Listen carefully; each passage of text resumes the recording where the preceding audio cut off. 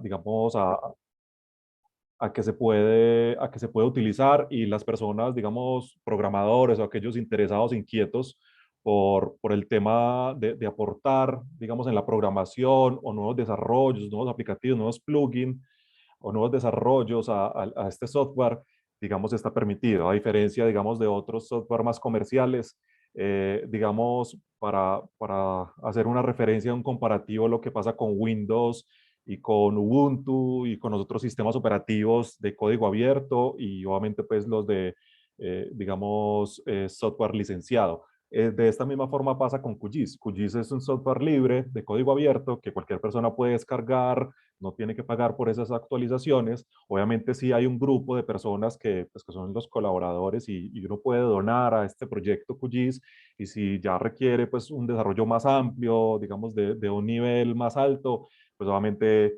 QGIS puede como, digamos, como grupo o como colectivo puede, digamos, como apoyar ese desarrollo. Entonces, digamos que obviamente no es un ejercicio comercial, sino que, digamos, el propósito principal es este que les voy a comentar y es que, digamos, es de fácil acceso a, a cualquier persona, ¿cierto? O sea, cualquier persona se puede meter ahí en su página, pues en su página web, puede descargar, ahí tiene varios aplicativos, no tiene que pagar por ninguna licencia y si cada tanto, cada año o cada 8 meses que se hace la actualización, simplemente ingresas nuevamente a la página y descargas la actualización y no hay que pagar por la actualización.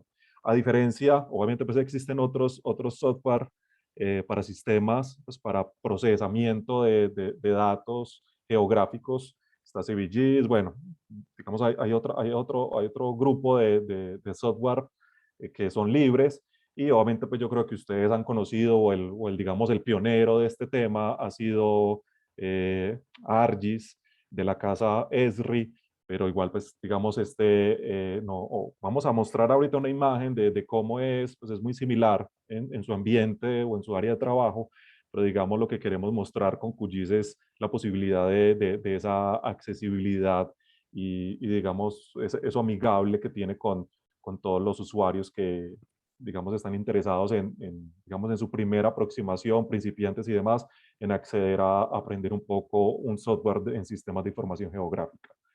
Este es el ambiente, este es el ambiente de QGIS. Como cualquier software, pues tiene unas barras de herramientas, barras de estado, barras de procesos. Aquí, de alguna forma, les quiero mostrar como, digamos, el propósito de esta aproximación y qué es lo que de alguna forma vamos a ver en este primer curso de QGIS para estudios sociales como un nivel básico, un nivel 1.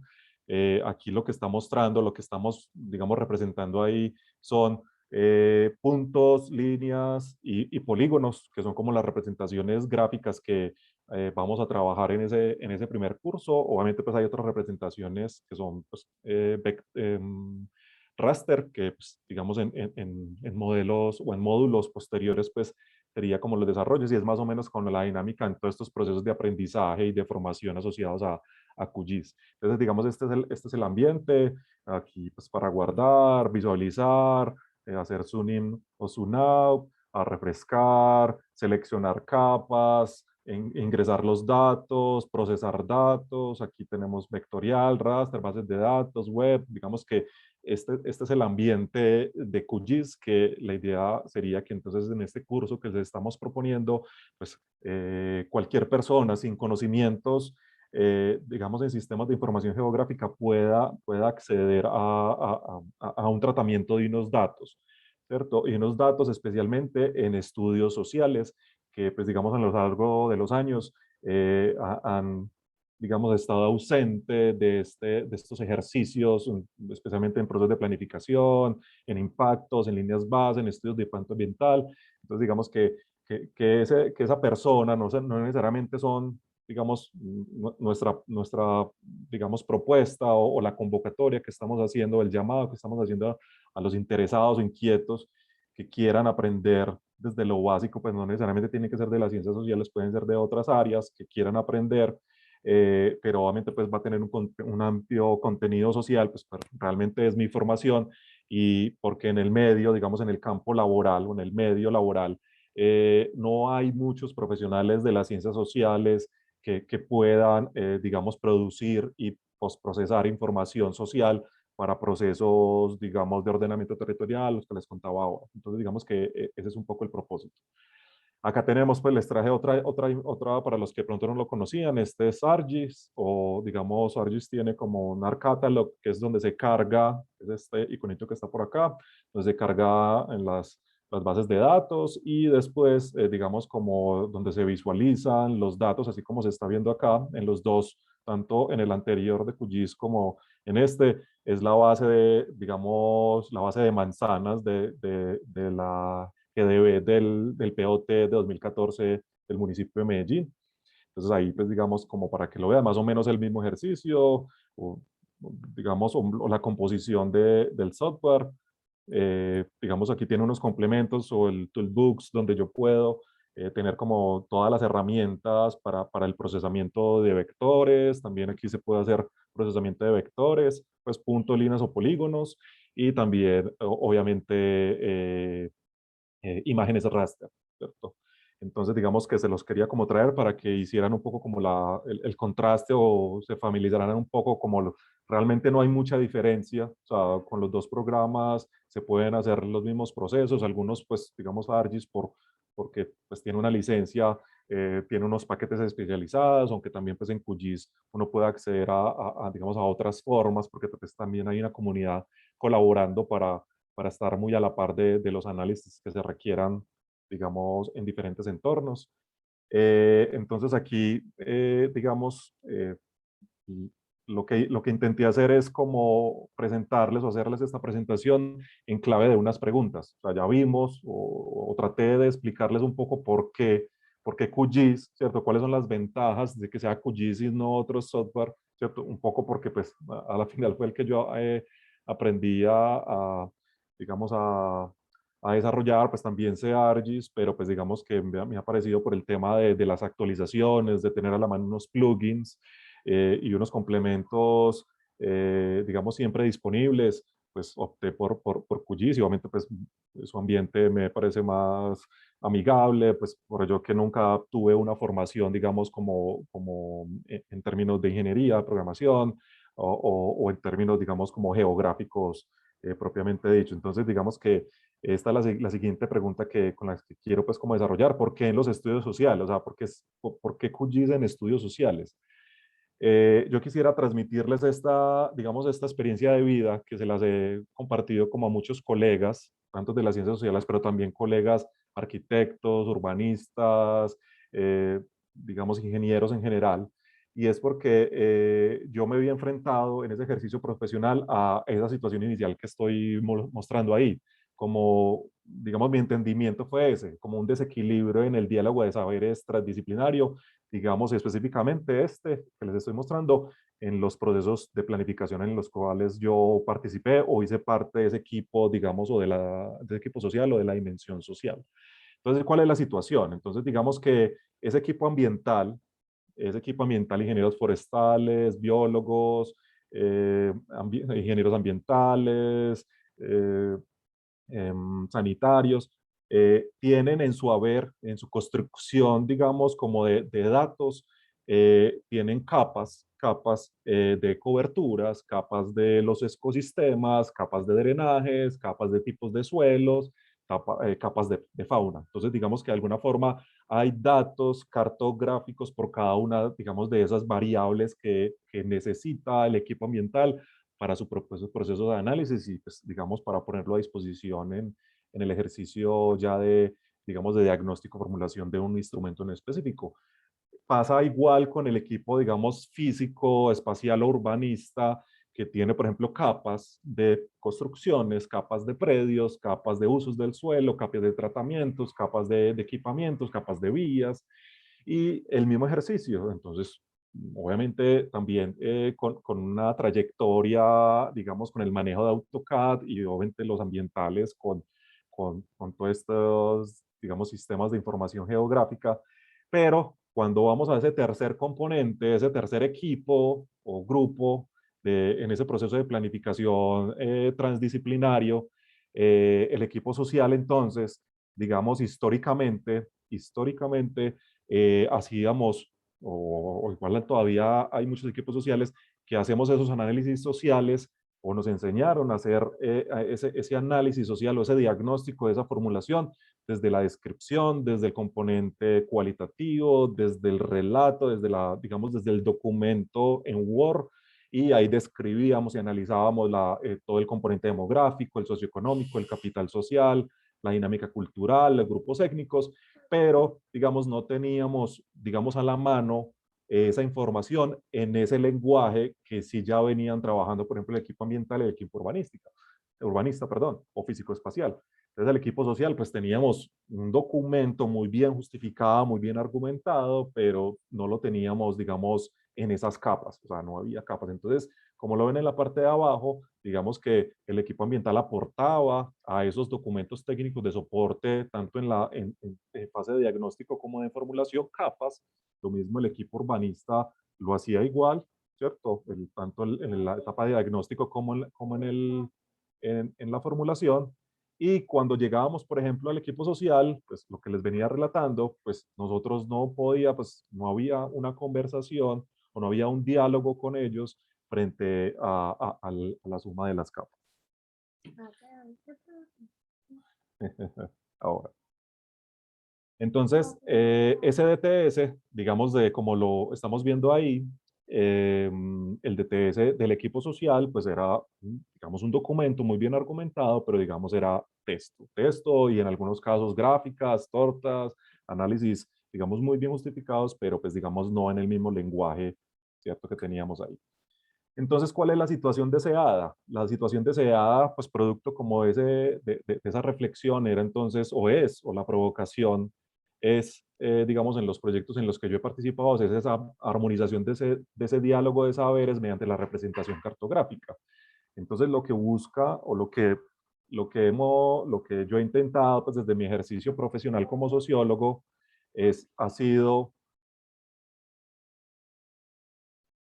ha sido entonces convertir esas mismas variables, o sea, todo el componente o la variable demográfica o digamos, los análisis socioeconómicos, digamos, los índices de capital social o de organizaciones comunitarias o de la sociedad civil, la dinámica cultural de los territorios, los grupos étnicos, toda esa información ponerla también en capa para hacer, digamos, un real ejercicio, digamos, ya digamos, trayendo a presente una de las herramientas que tienen los sistemas de información geográfica es poder efectuar una álgebra de mapas, que sería, en términos, digamos, como de análisis, una ponderación de variables o multivariada. Porque cuando el equipo ambiental y el equipo urbanista tenían sus capas, cuando requerían o necesitaban hacer ese análisis multivariado con las variables sociales, digamos, no había cómo, pues porque no estaba en el mismo lenguaje. Entonces, obviamente se hacía o se efectuaban los análisis multivariados solamente con el componente ambiental y el urbanístico porque estaban en ese lenguaje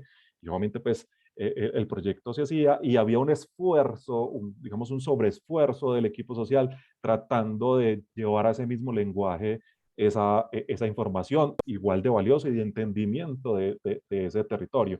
Entonces, digamos que esa es como la situación deseada o la provocación que hoy tiene este masterclass, pero también el curso de QGIS para estudios sociales, y es que no solamente el equipo social adquiere esas capacidades, sino que también los otros equipos, el caso ambiental y el caso urbanista, pues también tenga ese entendimiento de que el componente social también puede representarse, digamos, cartográficamente y que, digamos, en los procesos de planificación o digamos, de análisis o entendimiento del territorio, pueda haber digamos, esa inclusión de esa información valiosa que es entenderlo, digamos, lo humano, ¿cierto? Lo humano, porque obviamente en el equipo, digamos, o en la dimensión físico-espacial como en la ambiental, pues también hay una presencia de lo antrópico, ¿cierto? De la transformación.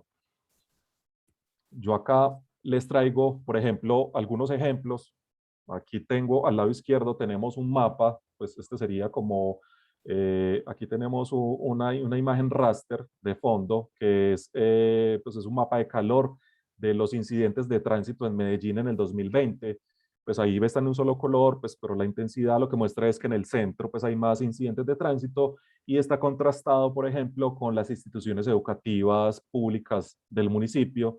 Entonces, digamos que son ese tipo de análisis que pronto o son pertinentes y que, digamos, los equipos sociales tienen mucho que decir frente a esa dinámica antrópica de, porque pues esto a la final es un tensionante, un tensionante antrópico, un tensionante humano de que esos incidentes son personas que están en una moto, están en un carro, están en un bus o son transeúntes y pues obviamente son los que generan un tipo de, digamos, como, eh, digamos, pues se ha evidenciado que, por ejemplo, este fenómeno en particular está también asociado a un tema de salud pública, o sea, a un comportamiento digamos, de las personas cuando están vinculados a un sistema o un modo de transporte.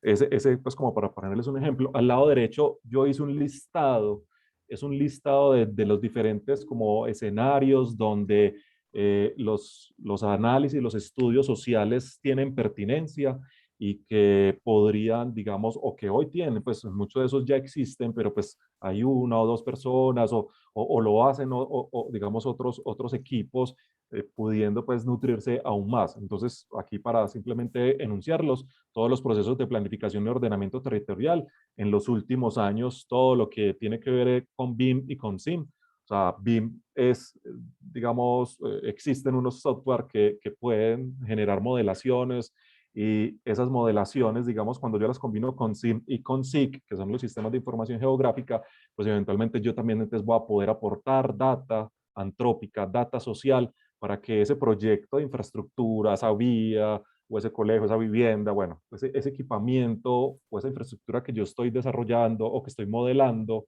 o que estoy gestionando, también pueda tener una información antrópica de otros factores como, digamos, concentración poblacional, dinámicas tensionantes sociales de hurto, accidentes, o sea, alrededor, o sea, en el contexto, en el entorno de ese edificio que se está modelando, que se está construyendo. Y eso también determina, por ejemplo, la modificación de la ubicación de un acceso o algún, digamos, un elemento exterior e interior que tiene el edificio que requiera el entendimiento del exterior. Obviamente los estudios de impacto ambiental, los EIA tienen un componente socioeconómico y pues ahí hay, digamos, es importante todo un desarrollo cartográfico y entendimiento de ese impacto social y que se puede pues evidenciar en una cartografía. Obviamente los planes de manejo social, digamos que resultan de ese estudio de impacto ambiental, esos planes de manejo son sociales, económicos, ambientales, esos planes de manejo requieren un entendimiento de ese territorio, o sea, si el impacto ya fue identificado, hay unos mitigables y unos no mitigables, esos impactos pues son de este tipo, sociales, económicos, ambientales, y los planes de manejo pues también tienen que identificar cuáles son las poblaciones, dónde están esas ubicadas esas poblaciones, cuáles son los indicadores de esas poblaciones, dónde están esos indicadores, si una comunidad tiene un índice más alto que en esta otra comunidad. Entonces, o en este otro sector, o esta economía, o este bosque, bueno, digamos que ese es el ejercicio y que esto que digamos, estamos conversando o que les estoy presentando inicialmente es como la provocación. Las consultas previas, dentro de, digamos, los procesos de la consulta previa, hay uno en la mitad que es el más importante y es como la identificación de los factores del proyecto que se está, digamos, como presentando a las comunidades indígenas o comunidades afro. Entonces, digamos que ahí es muy importante saber también los impactos, porque la consulta previa es eso, o sea, la consulta previa es una negociación, una concertación, es una identificación de acuerdo al impacto, a la dimensión, qué tipo de proyecto se requiere, y si se quiere uno, dos, tres, y ahí digamos, los sistemas de información geográfica son, digamos, muy importantes en la medida que yo puedo poner sobre la mesa todos los elementos. Yo puedo cruzar variables y poder identificar y tomar mejores decisiones, tanto para digamos, el Estado o el gobierno con el concesionario que está pidiendo o que está participando en la consulta previa, como también las comunidades beneficiarias o afectadas digamos, del proyecto y que participan en la consulta previa.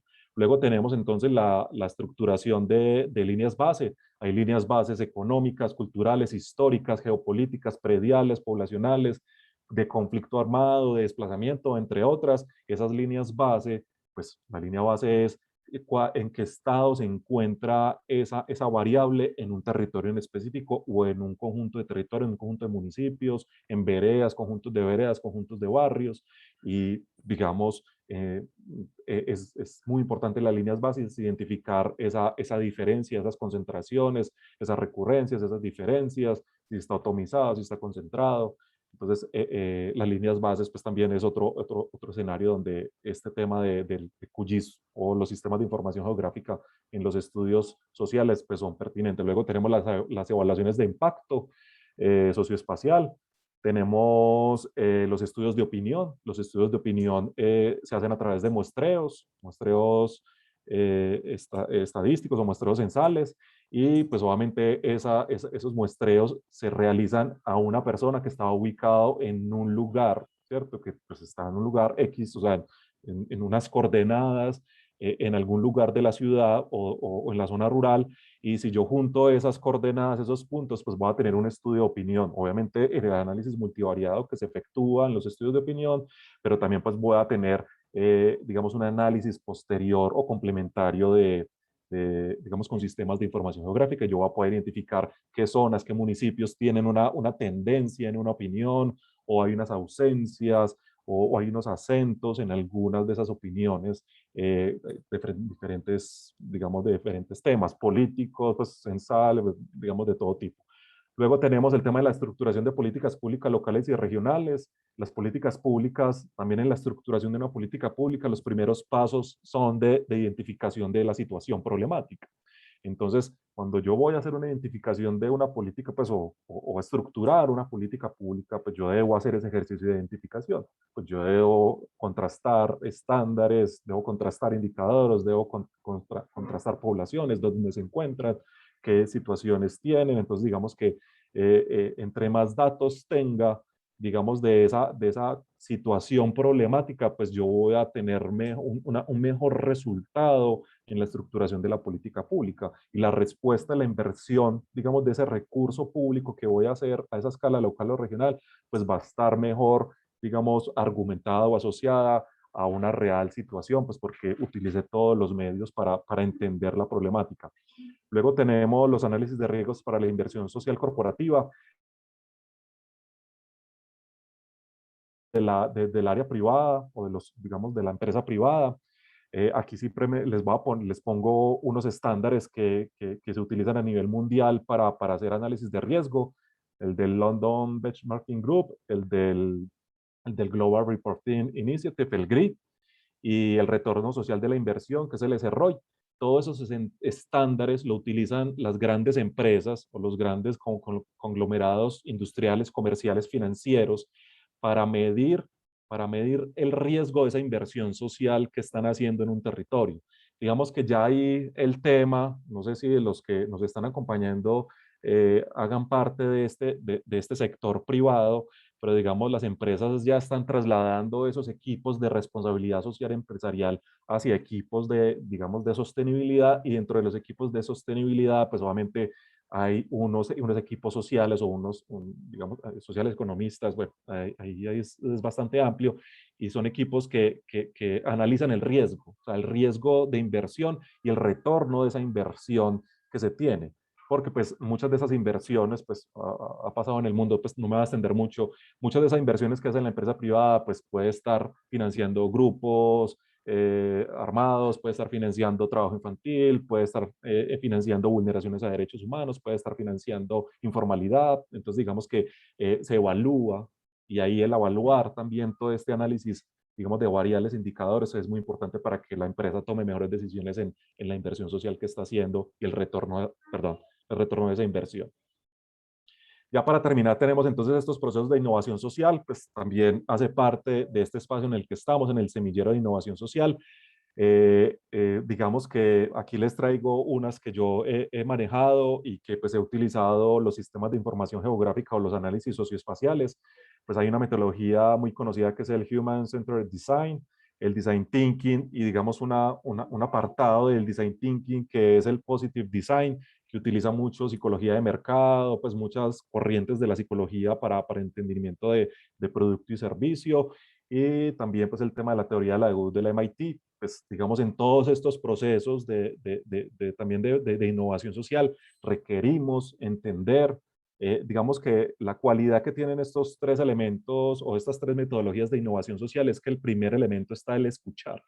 O sea, para arrancar este proceso de innovación está el escuchar, y en esa escucha, por ejemplo, una muy buena herramienta es la cartografía social, y que bueno, ahorita la vamos a ver un poco. Entonces, digamos que estas metodologías lo que buscan es escuchar, entender cuáles son las necesidades, las problemáticas, las expectativas, las angustias, los miedos, y pues, digamos, la mejor forma es, digamos, escuchando, pero también cartografiando o georreferenciando dónde están ubicadas esas situaciones. Finalmente, el geomarketing, muy asociado pues al tema anterior de innovación, pero pues también asociado al tema de mercadeo. En los últimos años las compañías están utilizando geomarketing para identificar, por ejemplo, georreferenciar clientes, georreferenciar competencia, georreferenciar productores, georreferenciar mercados interesantes, georreferenciar, por ejemplo, en el tema inmobiliario, digamos, áreas con valores o con procesos, digamos, interesantes para hacer inversiones inmobiliarias, pero también para ubicar, por ejemplo, a través de un área de servicio, establecer un nuevo punto de venta, una nueva filial. Entonces, digamos que ahí también el tema de entendimiento del territorio, pues, digamos, cobra todo el sentido.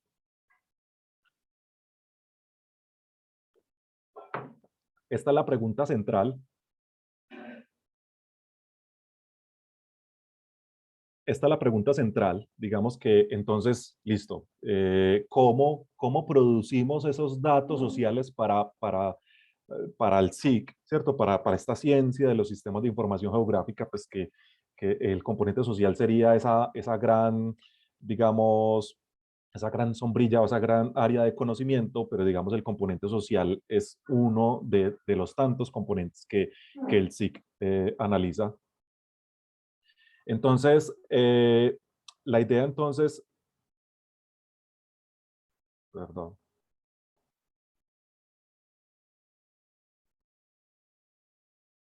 ayer, perdón que tuve un problema acá con él.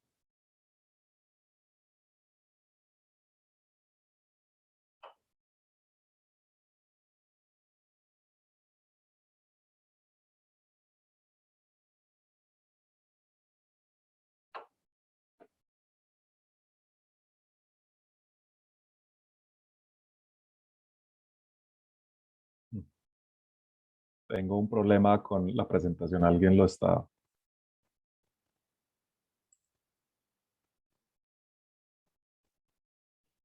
Ahí lo alcanzan a ver. Sí, Juan Pablo, ahí lo estamos viendo. Se fue, tuvo como, no sé, alguien está, me está controlando la imagen. Vamos a hacer lo siguiente. Sí, parece ser que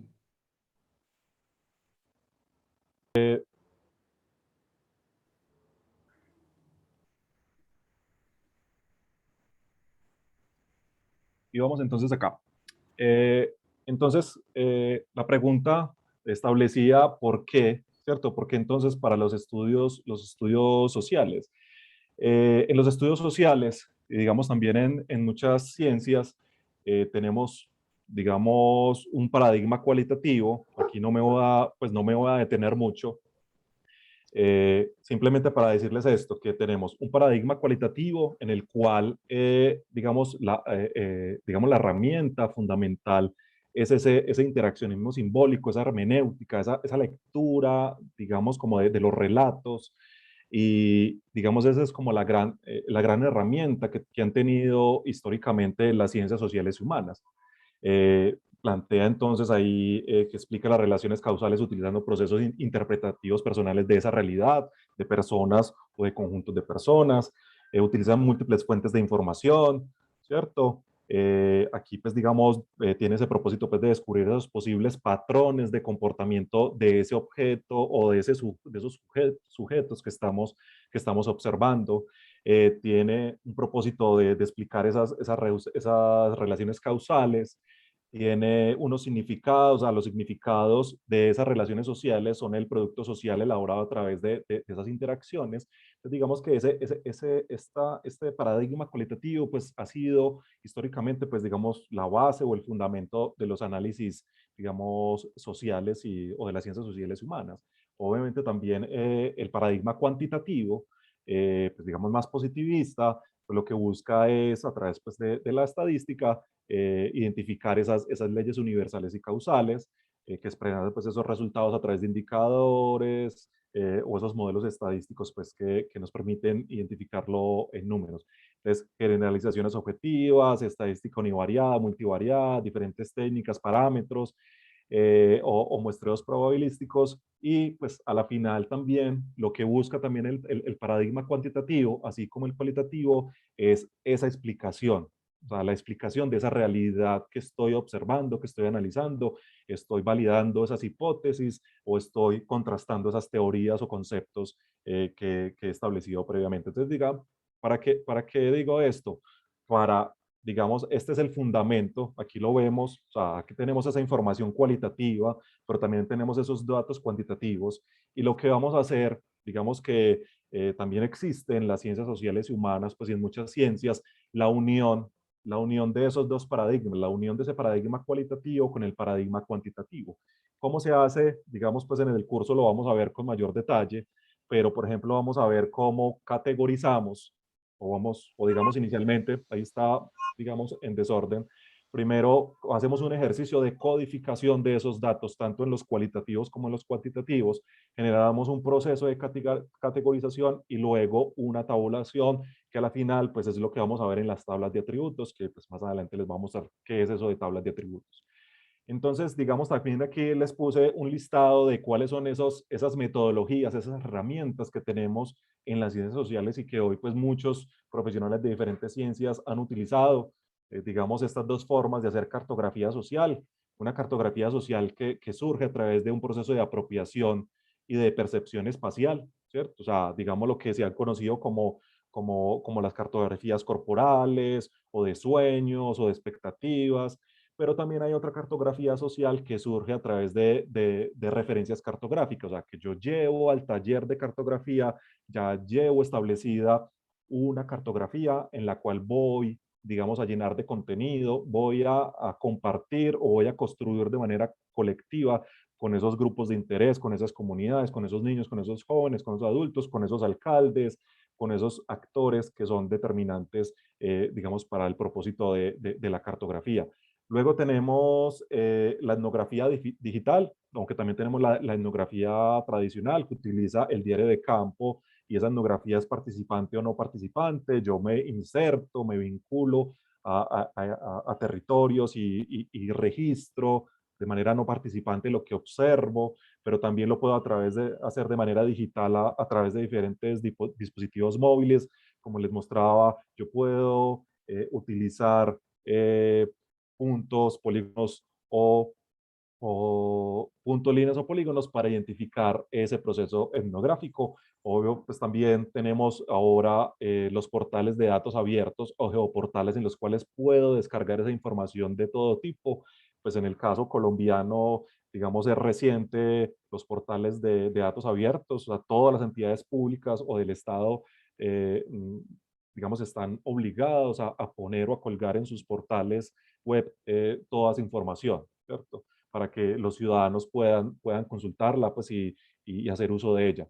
Los censos o muestreos de diferentes escalas, de diferentes tipologías, censos de agropecuarios, poblacionales, turismo, de innovación, bueno, todos los censos y muestreos que existe, en este caso los que efectúan, digamos, el DANE como la autoridad en datos, pero pues también cualquier actor que estadísticamente pues también pueda levantar un censo y un muestreo. Y también pues finalmente los tradicionales de las entrevistas estructuradas, semiestructuradas, los grupos focales, ¿cierto? Esa información cualitativa que también pues hacemos ese ejercicio de codificación, de categorización y de tabulación para luego construir una tabla de atributos. Las salidas en campo, a las salidas a campo pues también nos permiten identificar esa realidad que estamos observando. Aquí lo que queremos mostrar es que todo este componente procesamiento a una tabla de atributos y esa tabla de atributos, pues vamos a tener una tabla de atributos tanto para, digamos, datos vectoriales, lo que les he hablado de puntos, líneas o polígonos, o también esas tablas de atributos, pues también nos van a llevar también a construir, digamos, capas raster, que son imágenes, y pues que también nos van a permitir hacer análisis multivariados y demás. Esta es una tabla de atributos, se las quería mostrar. Esta es una tabla de atributos de, digamos, de la población total de una región. Acá, pues entonces tenemos, es como una tabla en Excel o una tabla de datos. Pues entonces, digamos, en la parte de arriba está el nombre de esa columna y en la izquierda, digamos, en las filas está, digamos, la cantidad de datos y las características de esos datos. Entonces aquí tenemos, por ejemplo, este es un total de personas, cada uno de esos, digamos, de esas filas tiene una ubicación geográfica, por eso ahí, si lo alcanzan a ver, lo voy aquí a referenciar. Este es como el área o la ubicación de donde se encuentra, ¿cierto? Pues como las características, este es el departamento, este es el código del municipio, ¿cierto? Dependiendo de la entidad territorial de la que estamos hablando.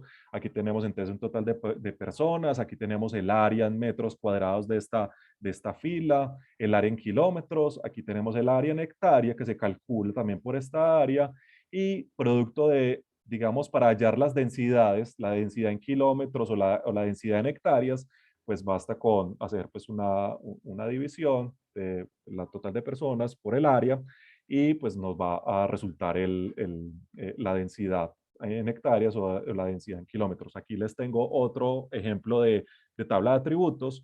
Este es el de la ocupación, según el Censo Nacional de Población y Vivienda. Entonces lo mismo, dependiendo de la entidad que tengamos, departamento, el municipio y demás, pues vamos a tener acá, no tiene información, trabajó, ayudó, no trabajó, buscó trabajo, jubilado, pensionado, rentista, estudió oficios del hogar. Entonces ahí vamos a tener entonces, digamos, con base en información censal, pues vamos a tener una información disponible, pero también, como lo vamos a ver, yo puedo sistematizar una cartografía social, por ejemplo, puedo sistematizar una información que recoja, digamos, de entrevistas y demás, y a través de recurrencias o de lo que le estoy plantando.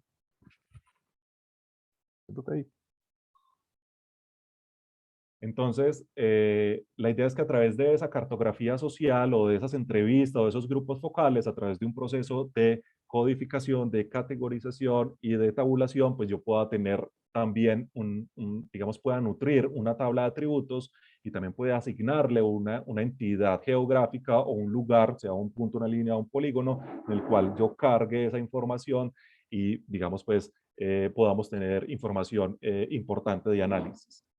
Aquí entonces les voy a empezar como a mostrar, estos son, digamos, ejemplos de cartografía social pues como por procesos de apropiación y percepción espacial.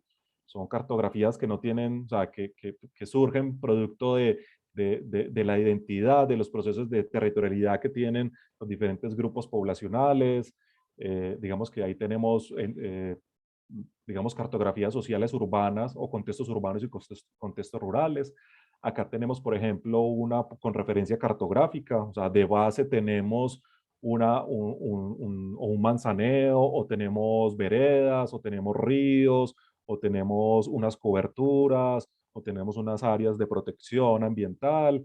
Entonces aquí digamos que sobre ese mapa o sobre esas capas, pues digamos, se hace una transformación o una recolección o una discusión de lo que tenemos en el territorio, un entendimiento del territorio.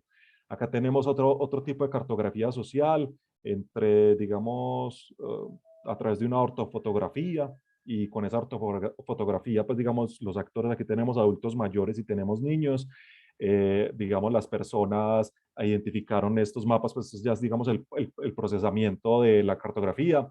Entonces ahí tenemos una base de manzanas y digamos hay unas temáticas que se consultaron, hay temas socioeconómicos, hay temas ambientales, hay temas urbanísticos, hay temas de comercio, y digamos ahí podemos identificar digamos todo eso que estas personas o estos dos grupos poblacionales sensibles en ese territorio le van a aportar en este caso a este ejercicio de planificación. Acá tenemos tres opciones de dispositivos móviles, o sea, que se pueden descargar en el celular. Tenemos el ViewRanger, el Avenza Maps y el Horus Maps para poder levantar puntos, polígonos o líneas o tracks digamos, en un ejercicio de trabajo de campo, tanto en zonas urbanas como rurales. Unos requieren datos, otros no requieren datos, digamos, del celular. Solamente o simplemente con el GPS, pues puede usarse. Acá tenemos lo que les hablaba de los portales de datos abiertos, pues estos son dos, el de datos abiertos digamos, de la nación y este es el del IGAC, pues también nos aporta toda la base cartográfica, digamos, como del país. Acá tenemos una experiencia pues, de censos y muestreos en puntos y polígonos, geoportales en los cuales puedo descargar esa información. Y acá pues quería mostrarle otras experiencias. Ya para terminar, pues aquí tengo, para que ya pasemos pues a la conversación, a la discusión, si tienen preguntas o inquietudes, pues podamos abrir la conversación a través de preguntas. Aquí tenemos estas experiencias de aplicación. Aquí pues esto les va a mostrar, esta es una experiencia en el barrio Prado, en el municipio de Medellín. Aquí tenemos, esta es la población, la distribución poblacional del barrio. Los verdes más oscuros son los más, donde hay mayor concentración de personas, los verdes claros menor. Tenemos acá inquilinatos, georreferenciación de los inquilinatos. Cada punto de esos son un inquilinato. Acá tenemos la concentración de unidades empresariales segmentadas del barrio. Entonces tenemos, dependiendo del tipo de color, tenemos comercio, tenemos entretenimiento, gastronomía y servicios, pero también tenemos, por ejemplo, debajo de los puntos tenemos un mapa de calor en el cual pues, nos muestra esos puntos, digamos, donde están concentrados. Tenemos también un ejercicio de zonificación por puntos. Entonces tenemos hurtos a personas, hurtos de motos y riñas, accidentes, y de acuerdo pues como a la concentración de esos cuatro tensionantes, pues se estableció un color de alto, medio y bajo, alto rojo, medio naranja y bajo verde. Acá tenemos, por ejemplo, unas líneas de deseo. Las líneas de deseo desde las manzanas con más alto población hacia la capa de las banderitas, que son las capas de los destinos de esparcimiento, que son bares, son restaurantes, son actividades culturales, ¿cierto? Como los lugares de encuentro, parques, los lugares que tiene ese barrio. Acá, digamos, cambiamos de escala, una escala, digamos, más amplia. Este es el índice de pobreza multidimensional, pues por estas áreas. Esto es en el occidente de Antioquia. Tenemos, son los hábitos de movilidad. Esto fue un muestreo que hicimos y les preguntamos a las personas en estas áreas rurales, les preguntamos cuál es el modo para ir al pueblo. Entonces está en amarillo se va al pueblo a caballo, se va al pueblo en chivero, se va al pueblo en bus, se va al pueblo caminando o se va al pueblo en moto, y esa es más o menos como la distribución de las personas a las cuales le hicimos, pues, digamos, el muestreo. Acá tenemos, por ejemplo, otra pregunta, los hábitos de movilidad también a la escuela, o sea, voy a la escuela en caballo, en chivero, en bus, caminando o en moto, y pues aquí más o menos muestra que a la escuela caminando, digamos, es la modalidad que más se utiliza para ir a la escuela. Acá tenemos, por ejemplo, un rango de ingresos mensuales familiares. Entonces tenemos de 900 a 1.200.000, entonces del verde, el amarillo y el rojo, pues ahí podemos identificar, vemos como cuál es el ingreso como que más se repite en esas viviendas a las cuales les hicimos el muestreo. Acá tenemos, por ejemplo, el predominio agropecuario, o sea, si hay predominio agrícola o predominio pecuario, o sea, las actividades que se dedican esas personas, pues aquí hay un predominio agrícola en ese ejercicio. Aquí, pues el propósito de este instrumento es el SILAP, que es un sistema local de áreas protegidas de Corantioquia. Este ejercicio, pues, se hizo hace ya 2 años.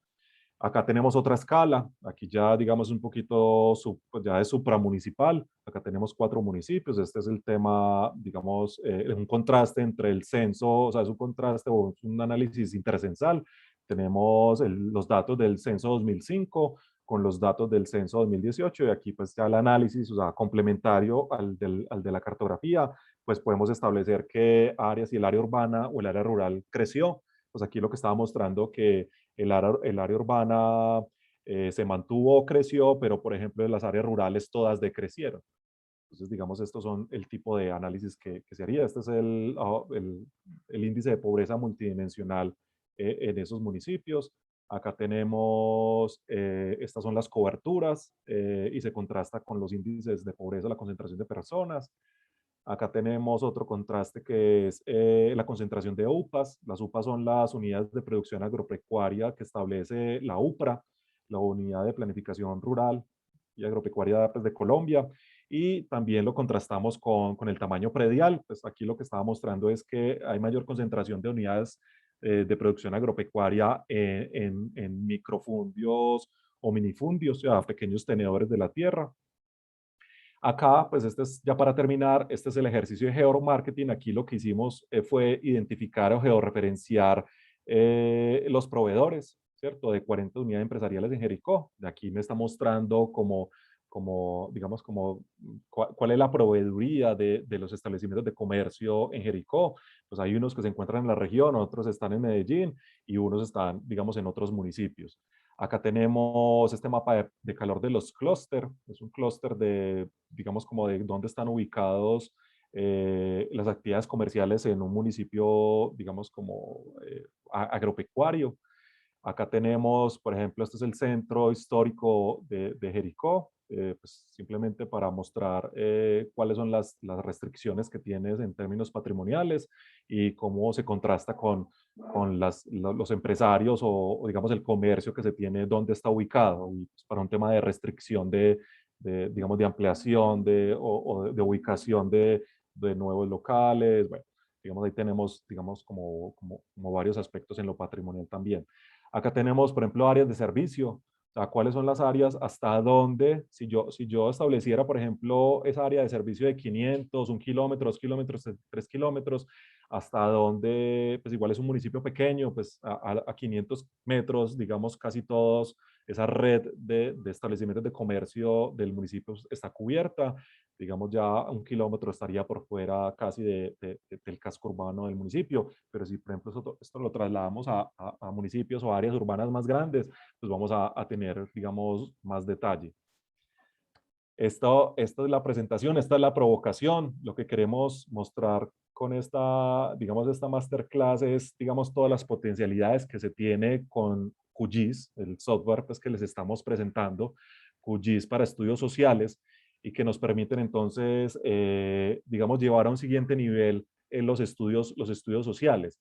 En ningún momento, y esto sí, pues me gustaría dejarlo muy claro, en ningún momento digamos, el curso o los estudios del territorio o los estudios sociales digamos, las cartografías pretenden suplir o reemplazar lo que históricamente hemos hecho desde las ciencias sociales, o sea, los análisis, la argumentación que hemos hecho desde texto, desde gráficas, sino que la propuesta o el reto que queremos compartirles es cómo podemos complementar esos análisis del territorio y no solamente los profesionales de las ciencias sociales. Hoy los equipos, digamos, postdisciplinarios, o sea, ya un arquitecto sabe de temas ambientales, de temas sociales, el social sabe de temas ambientales y predial, o sea, hay digamos, ya uno no se casa con una ciencia, pero obviamente su ciencia de formación le permite, digamos, potenciar esos procesos.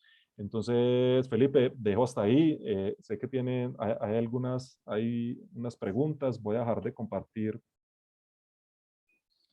para que entonces, no sé si se han hecho preguntas, si alguien quiere hacer alguna observación, algún comentario. Juan Pablo, pues primero, pues, nunca había escuchado tu charla, tu masterclass, me parece muy pertinente en una facultad de arquitectura que se traigan estos temas de estudios sociales, ¿cierto? Como tú decías, es importante para una facultad que tiene una maestría en estudios del territorio en la cual tú perteneces, que nuestros estudiantes tengan esa visión del análisis de datos a través de gráficos, ¿cierto? Que creo que hay un gran potencial ahí y creo que, como tú dices, es un abrebocas para este curso que estamos organizando, que trae pues como un gran interés en estos temas. Yo quisiera arrancar con esto. Veo que el profe Villota también tiene una pregunta. Iniciaré con esta para después darle la palabra al profe Villota, y si alguien quiere hacer alguna pregunta la puede poner en el chat o levanta la mano y le damos la palabra. Realmente es eso. ¿Cuál crees que va a ser el mayor reto de la data con relación a los estudios sociales? Porque ahí hay una cosa que vos estás diciendo, y es no desligarse de lo que de alguna manera es ese contacto con, ¿cierto?, con las comunidades o la situación que se esté analizando. ¿Cuál crees tú que es como el mayor reto y por qué es esto tan relevante ahora que se habla de los territorios inteligentes o las smart cities? Sí, o sea, y que lo conversábamos en una presentación una presentación final de uno de los trabajos de grado de la maestría.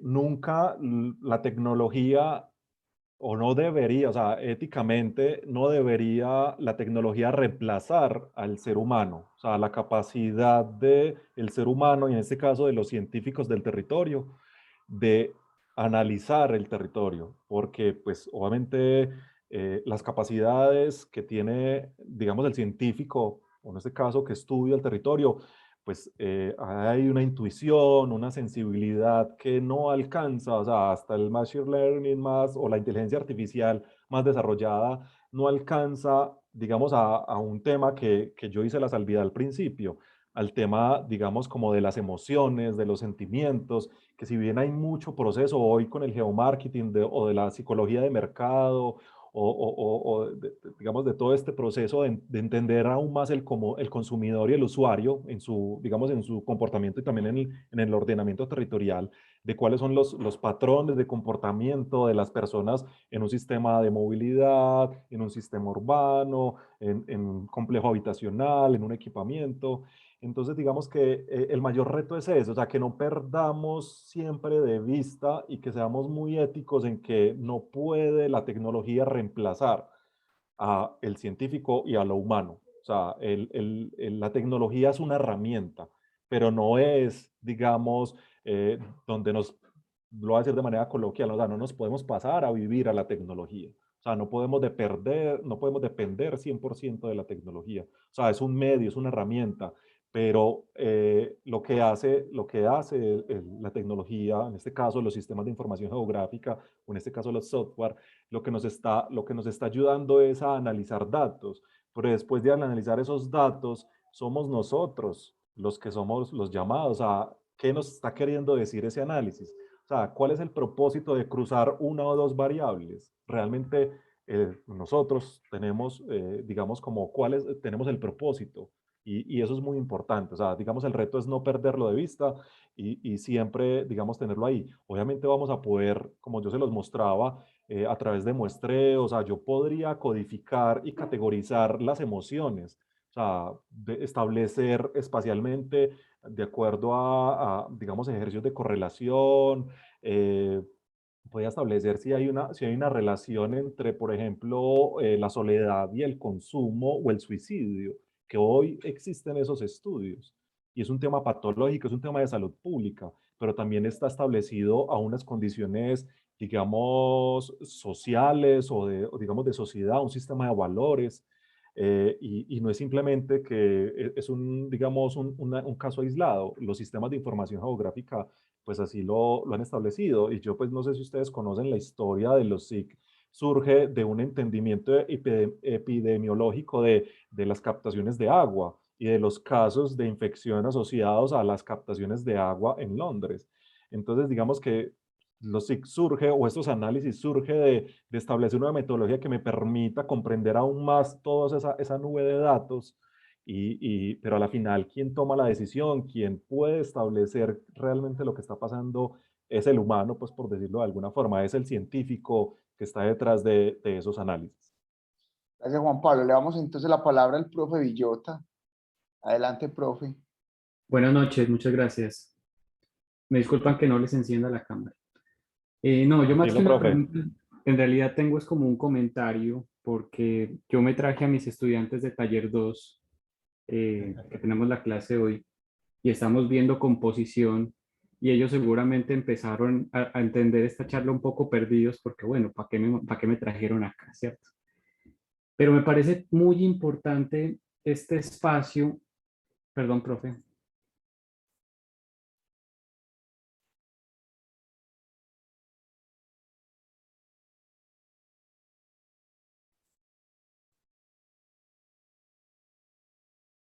Creo que ya lo bloqueé. Me parece muy importante este espacio porque en una facultad de arquitectura donde se supone que es solamente la arquitectura, el entendimiento del territorio, y en nuestro caso a través de la maestría, pero también de la sociedad y la cultura, pues es fundamental para lo uno y para lo otro. Entonces, estas herramientas, yo que vengo de una maestría en hábitat, estas herramientas que nos permiten, por un lado, el trabajo interdisciplinario, el contacto con otros profesionales. La arquitectura no es solamente por la arquitectura, sino que tiene que relacionarse con muchas otras cosas más.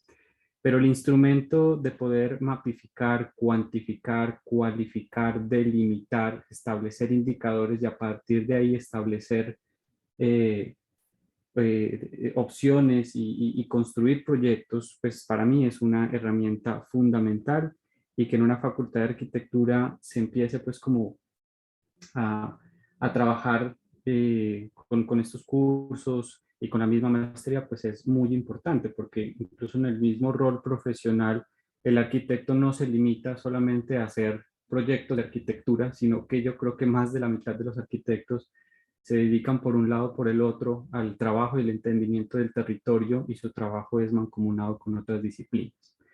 Entonces, simplemente para valorar el espacio, y de ahí el hecho que yo me haya traído a mis estudiantes de segundo semestre, porque creo que es importante que todas estas herramientas ellos se empiecen de alguna manera como a generar la pregunta, bueno, ¿en qué consisten? Y posiblemente yo en qué me podré desenvolver. Simplemente para colocar como un ejemplo que a mí me ha servido mucho, no solamente como referente de arquitectura, sino particularmente como manipulación de este tipo de herramientas. No sé si conozcan al arquitecto Simón Jossi, bogotano. Él trabaja una metodología y genera un documento que se llama Planos Vivos. Voy a colocar por acá en el chat el enlace para que lo consulten. Simón Jossi dice que los planos que hacemos los arquitectos, siendo el arquitecto, dice que los planos que hacemos los arquitectos son muy muertos, en el sentido pues que no hablan de la vida, no hablan de la comunidad, no hablan de la sociedad. Y él propone esa metáfora del plano vivo como una construcción cartográfica donde se superpone la lectura del territorio, lo ambiental, lo social, lo cultural, lo estadístico, la identificación de líderes, por ejemplo. ¿Para qué? Simplemente para poder llegar como a unas ideas de proyecto mucho más sensatas, mucho más orgánicas con la lógica del territorio y de las personas a quienes finalmente va dirigida, ¿no? Entonces, les dejo ese referente a los estudiantes, a Simón Jossi, tanto como arquitecto, pero también como humanista en cierta medida del tratamiento de estas herramientas desde las ciencias humanas. Y, y bueno, una gran contribución y un gran aporte a esta charla. Muchas gracias. Gracias, profe. Profe, a Muchas usted gracias. mil gracias por su aporte. Le voy a dar la palabra a Guillermo Durango y cerramos entonces con el aporte del decano Oscar Santana.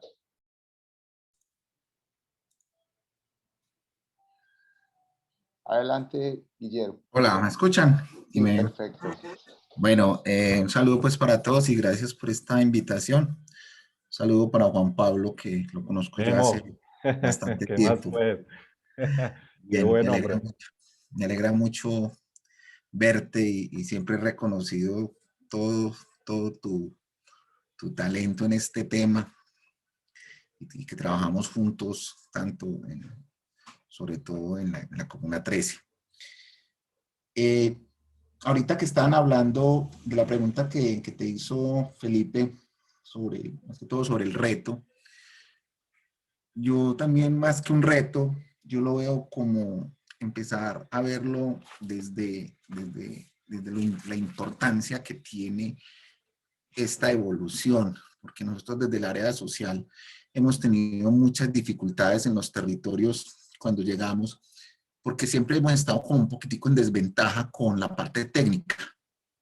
Ellos se apropian de muchas herramientas, hasta el mismo topógrafo tiene sus propias herramientas para leer los territorios. El topógrafo tiene unos aparatos, tiene unas especializaciones que leen los territorios centímetro a centímetro y ellos saben darle esa lectura a los territorios.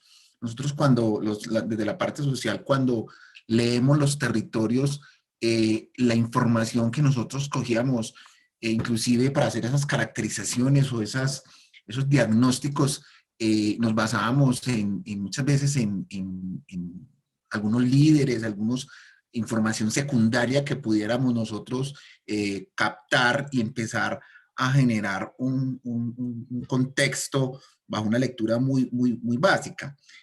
Yo veo este ejercicio y me ha interesado mucho porque nosotros, desde la formación que he tenido y la experiencia que he tenido en las entidades que he trabajado, es para yo poder llevar desarrollo o un proyecto a un territorio, yo tengo que leer primero el territorio.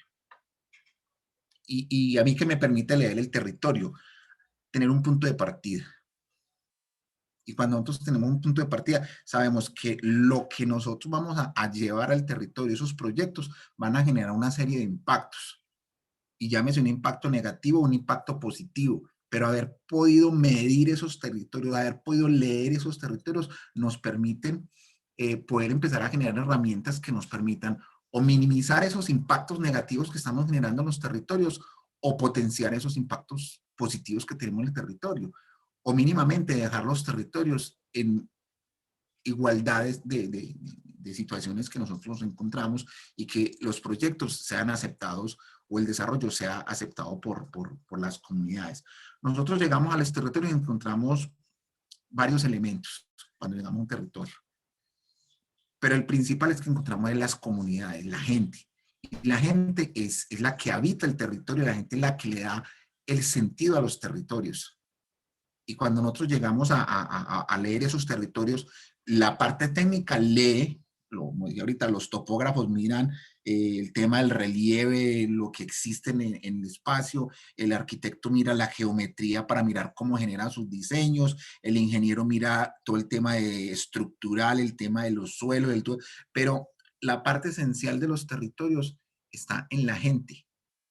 Porque la gente tiene una estructura también dentro de lo cultural, dentro de lo político, de lo social, dentro de lo económico, que esos proyectos impactan. Y a nosotros poder tener una herramienta que nos permite la importancia de poder evolucionar en los procesos de la data, nos permite a nosotros de una manera más puntual, ser un poco más precisos. Y Juan Pablo le decía ahorita, nosotros no podemos descargar todo a la tecnología, pero sí, esto sí nos permite acercarnos más al manejo de los procesos de toda esa información y podernos acercar más a generar unos mejores impactos.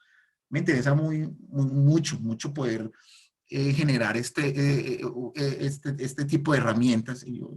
Juan Pablo, que me conoce, yo soy muy metódico y trato mucho de manejar el tema de las herramientas, y para eso son las herramientas. El ser humano, desde que empezó a evolucionar en el primer momento en que vio que las manos de él eran las primeras herramientas, y cogió una piedra y empezó a machacar, no sé. Y nosotros hoy en día, para darle la altura también a esa parte tecnológica y la parte técnica con las que nosotros trabajamos, que ellos van a 1000, nosotros también tenemos que tener herramientas que no solamente nos permite evolucionar, sino conjugar energías con ellos. El tema de los medios de comunicación exigen muchas cosas, y poder ser visuales con la gente, poder darle a la gente entender ahorita, por ejemplo, en medio de pandemia, poderle mostrar a la gente los focos de contagio, y todo esto se maneja por este tipo de herramientas. como por un celular que la gente reporta un síntoma y empiezan a decir, y a todos nos llegó en un momento, por ejemplo, los que estamos en Medellín, un mensaje de Medellín Me Cuida que decía, hay al menos 40, 50, 60 casos de COVID cerca a usted. Y eso lo permite este tipo de herramientas.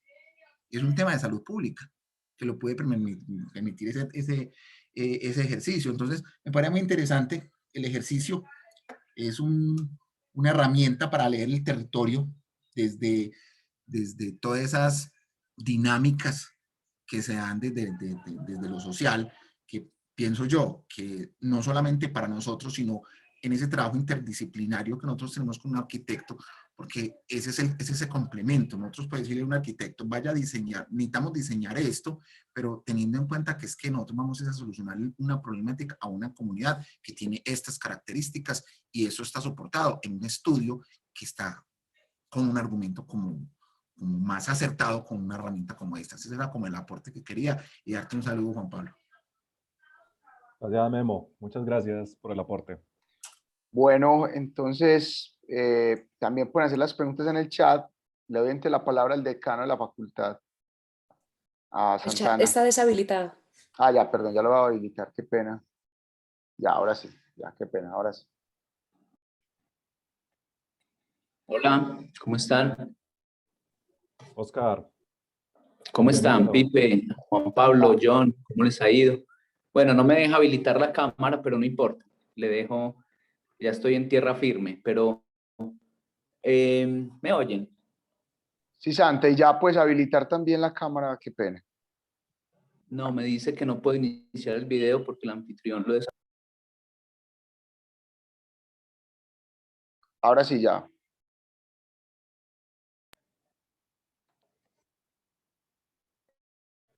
Bueno, Juan Pablo, primero, muy agradecido pues como con este tema. Yo creo que estas 2 semanas o 3 hemos involucrado mucho esta capa como al discurso de la arquitectura y quiero empezar por valorar el tener a estudiantes de segundo semestre acá.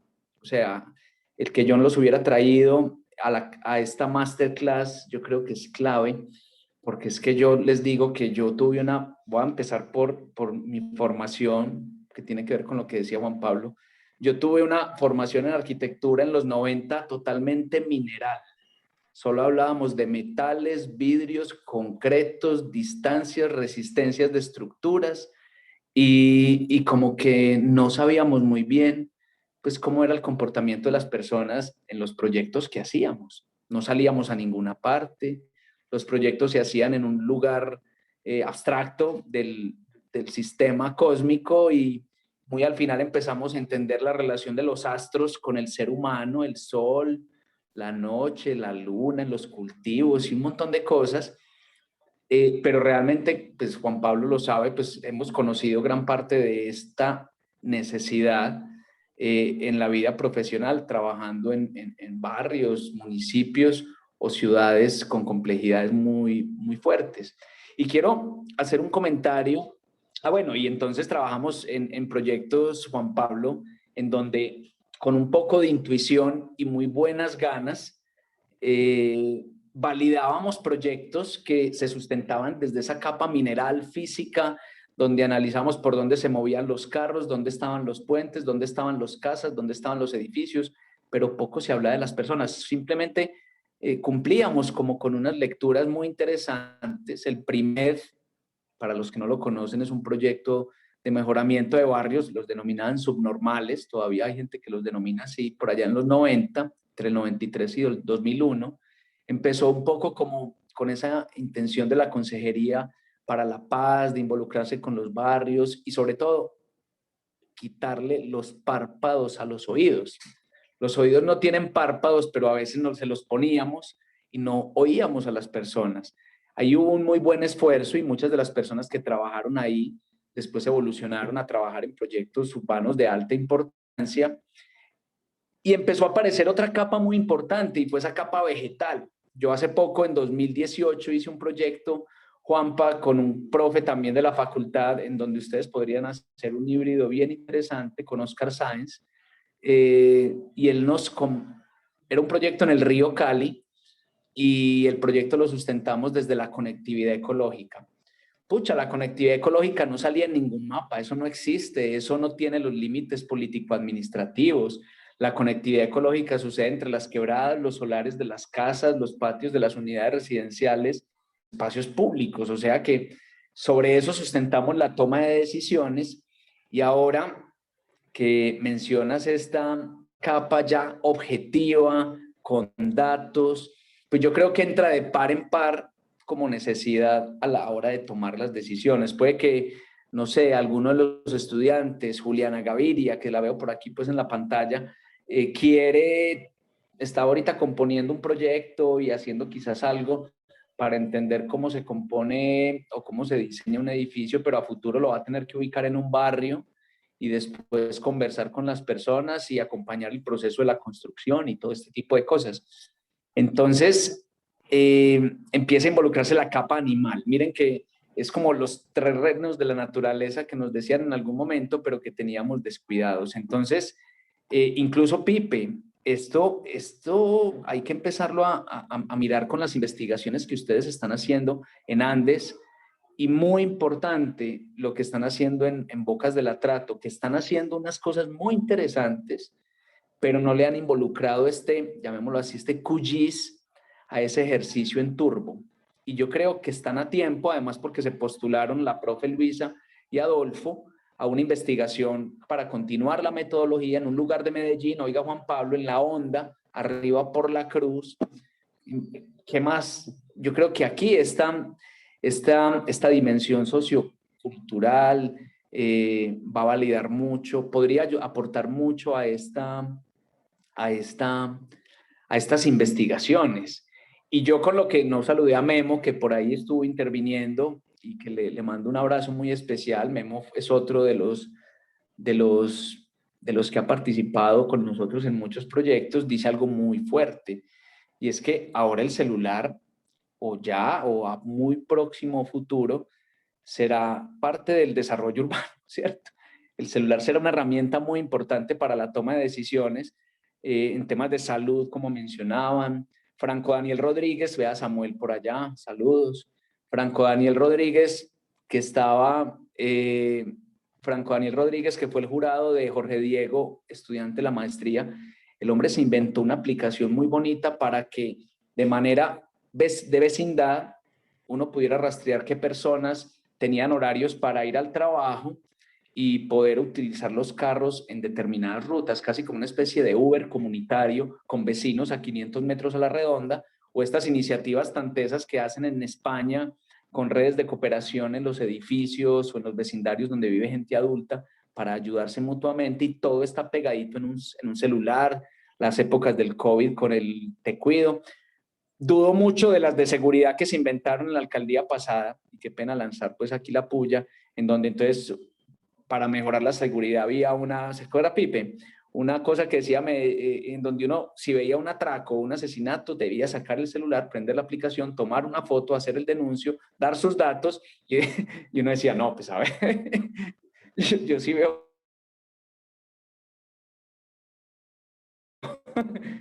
Pero digamos que en el celular hay mucho. Entonces, esto me parece bien interesante. Qué pena que me haya extendido. Conozco colegas sociales que aprendieron SketchUp ante la imposibilidad de sentir.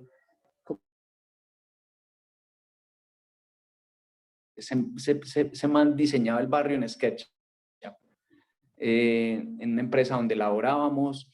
Sé que muchos proyectos, si hoy le pusiéramos estas dimensiones, quizás nos diéramos cuenta que se hicieron donde no eran.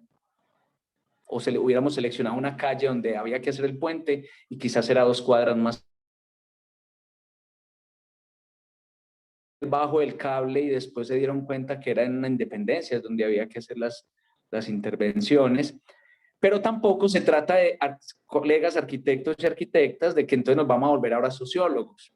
Hay que tener también en cuenta de que ese no es el objetivo de esto.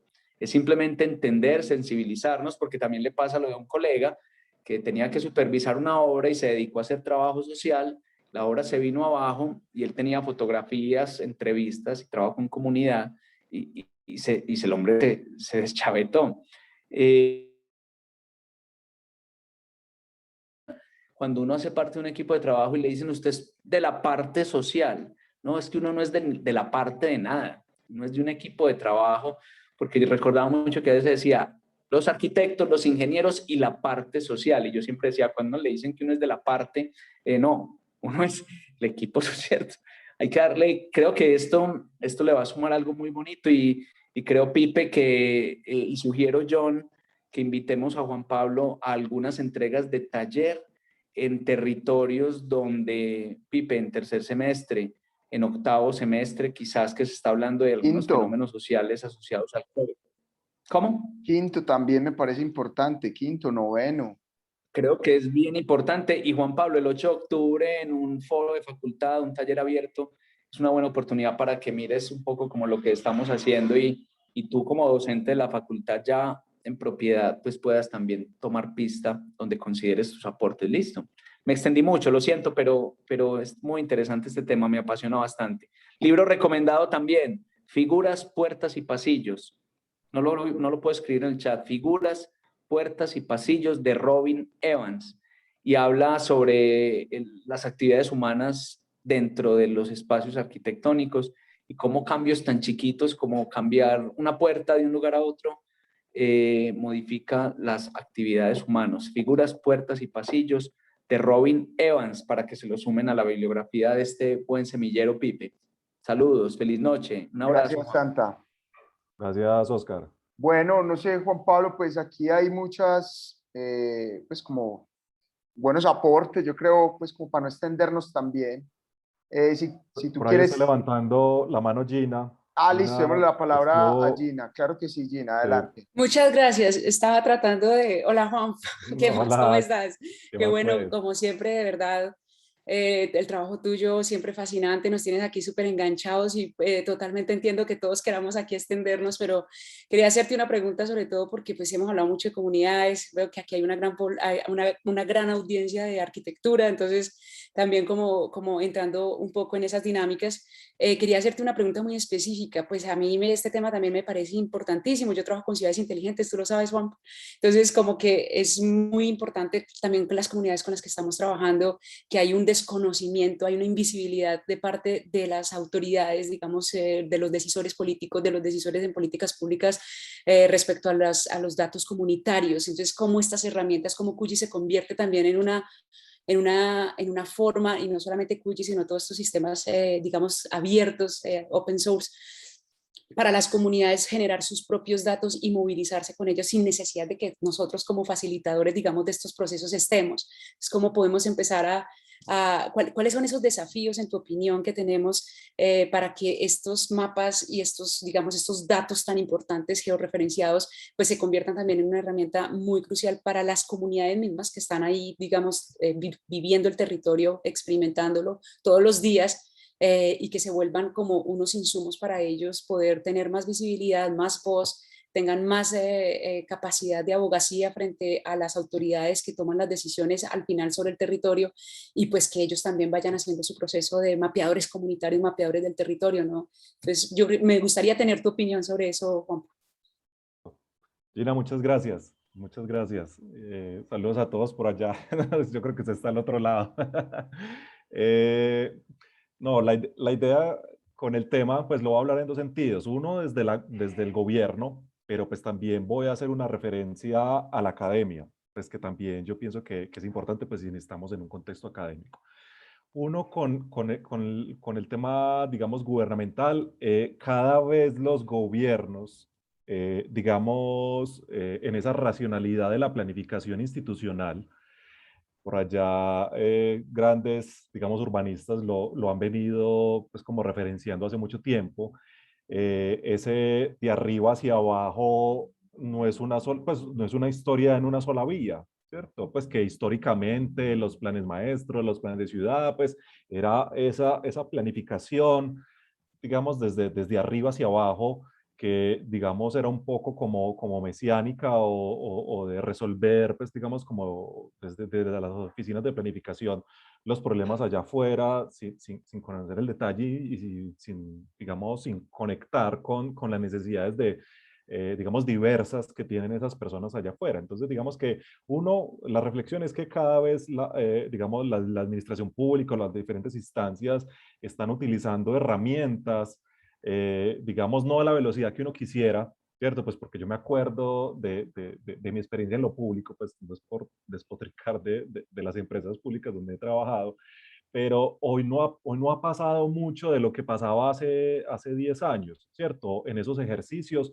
y digamos, en términos de incidencia, que es un poco lo que vos nos estás planteando, Gina, y es cómo esas comunidades en esos ejercicios ya de abajo hacia arriba, ¿cierto? Y el de arriba hacia abajo se encuentran, porque después es el ejercicio, o sea, es el ejercicio de la gobernanza territorial, o sea, tanto tiene función, o sea, de esa racionalidad de la planificación institucional, pero también lo tiene esa racionalidad de la planificación social y de base, porque es que realmente son los que también están ocupando el territorio y no solamente estamos hablando de procesos de origen informal, pues que de alguna forma son esos asentamientos que se han tomado la bandera en generar procesos de autogestión, sino que ya barrios consolidados o con algún tipo de consolidación están generando procesos de autogestión y están, digamos, como lo voy a decir en términos coloquiales, pues están careando los estamentos gubernamentales para decirle, venga, es que eso que usted está pensando, ese plan, aquí funciona de otra forma. Pues aquí